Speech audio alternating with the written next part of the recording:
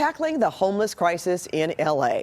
Today, the mayor is talking about how the city is dealing with the growing problem and the programs already in place.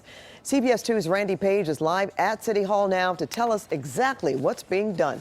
Randy. Well, Pat, in fact, we are just across the street from Mayor Eric Garcetti's third floor office. And these represent the belongings of those who are among the 36,000 people who live in this city but do not have a home.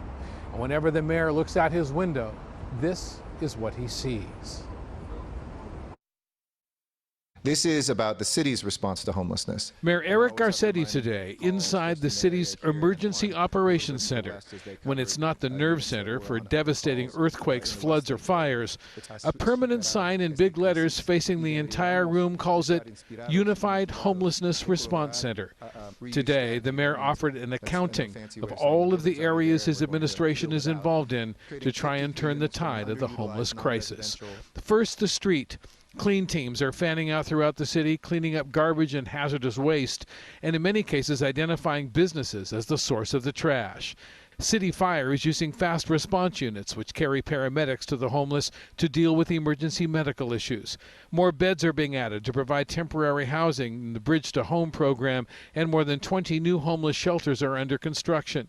10,000 new permanent housing units are also under construction. The mayor is calling on state legislators to pass bills which would put a cap on rent hikes and provide eviction protection.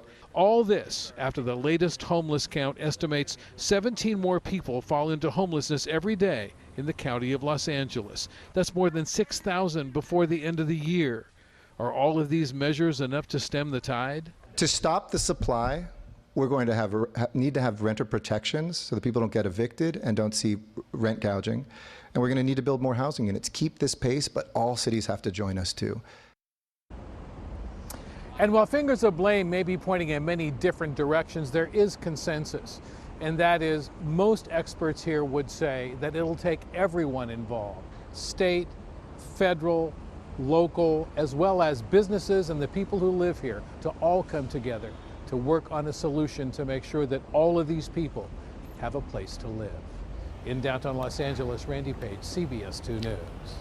Thank you, Randy. And yes, time is ticking. We want to ask you to watch our CBSN Los Angeles documentary on the homeless crisis in Southern California. We have delved into this issue. You can watch Breaking Point tomorrow morning at 10 a.m. on our 24-hour streaming service, CBSN Los Angeles.